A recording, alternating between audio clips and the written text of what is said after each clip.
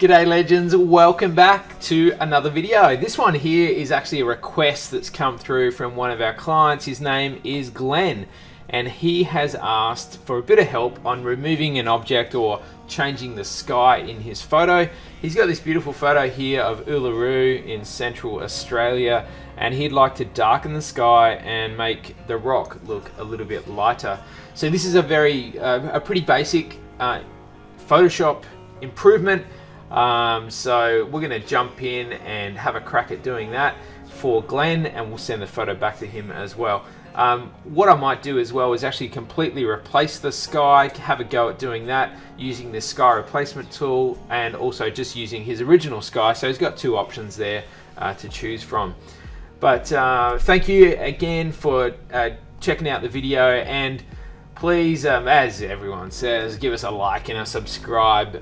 We're trying to build our massive channel here. We've got like 300 subscribers. So if you'd like to join us for more videos, please hit the subscribe button. It's like my big dream to hit 500 subscribers by Christmas or something like that. Anyway, just mucking around. But let's get into it.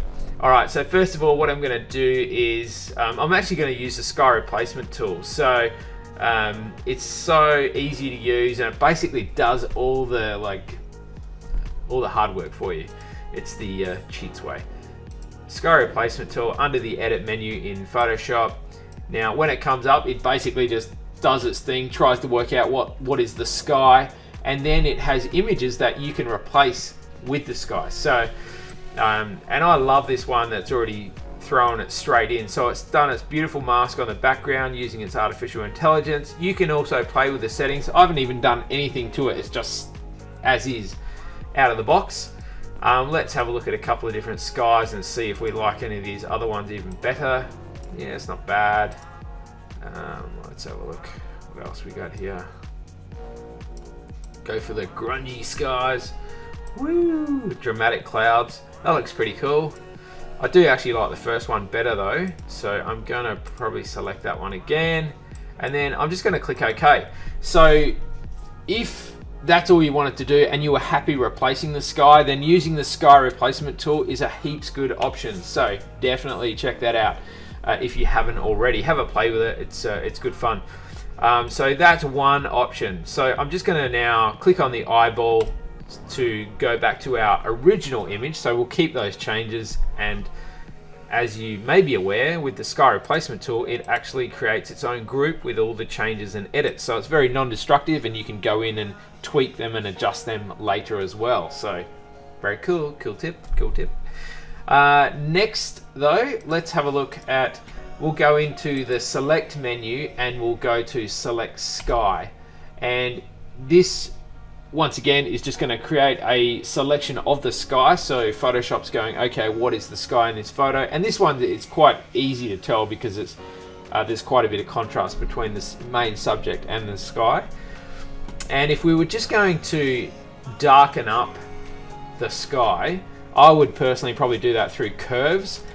So I'm going to click on the adjustments there and then choose curves, and you can see in our layers palette that it's already created a mask because we had a selection of the sky. So first create the selection of the sky, then go to adjustments and click on curves or levels or brightness and contrast if that's what you like to use. You could also go into the filter menu and click on camera raw filter, and you could do the changes in there as well. Just for ease of use, I'm gonna drag my curve here to the right a little bit, and that's darkening up the shadow areas or bringing the shadow area point down, and then I'm just going to pull my curve down a little bit as well, and you can see that's just darkened it up, made it a bit more dramatic. You know, it might be overkill, it could be too much for what you want, but let's have a look at it before and after. So that's before and that's after, and you can see it looks pretty cool down here as well. You've got a bit of the sunset or whatever it is going on here. Now the next thing that our friend Glenn wanted to know how to do was how to lighten up the rock Uluru here. So now that we've done the sky, so we've got two options there for the sky. We've got the completely different sky or the existing sky that's just been enhanced and darkened up. And now I'm just going to make that invisible for now. Now what I'm going to do is select the rock. Now there's a number of ways you could do that. If you're super patient and you love the pen tool, you could just go around the rock with the pen tool, no problem. If you want to though, you could also use the select menu and click on color range, because you can see the color of the rock is actually quite distinct from the rest of the image, so it should be very easy to use this option. So if we come in here, we get our dialog box here for the sampled colors, and then I'm just going to click inside the orange here of the rock and hold my shift key down and drag across the colors here. So, and you can have a look in here. It gives you a preview of what's going to be selected. So you can see here, like the tree area is down here, which is not being selected, which is great because that's like a green or a dark green anyway. And then I'm just going to click OK. You can change the fuzziness as well, so it's sort of like smooth the edges or feathers the edges of your selection as well. We've already done our selection there quite good, so that's cool. We're going to click OK now. And you can see we've got a few bits in here that aren't selected, so they weren't in the range. Now they're mainly the dark parts, like the shadow areas and stuff anyway. So that's okay, we can leave our selection as is. Now all we need to do, once again, is come up to the adjustments panel. And we can click on curves again. And if we're gonna lighten things up, we can just raise our curve in the middle there. We can add a little bit of contrast here as well if we want. Okay.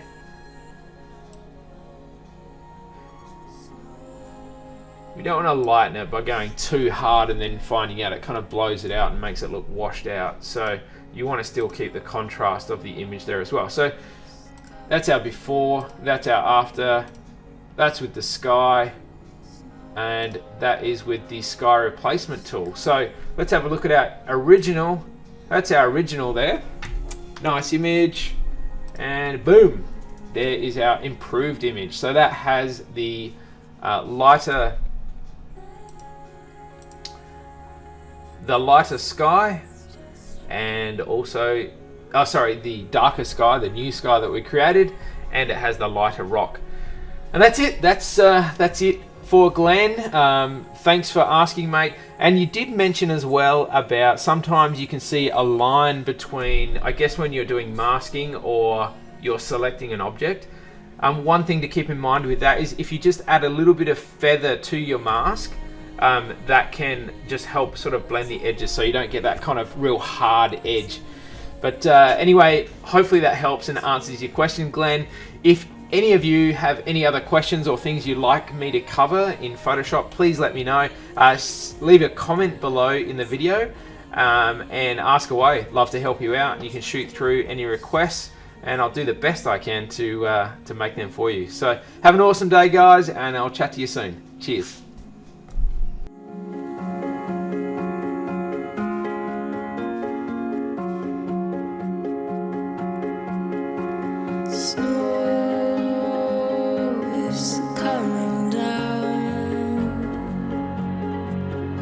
Snow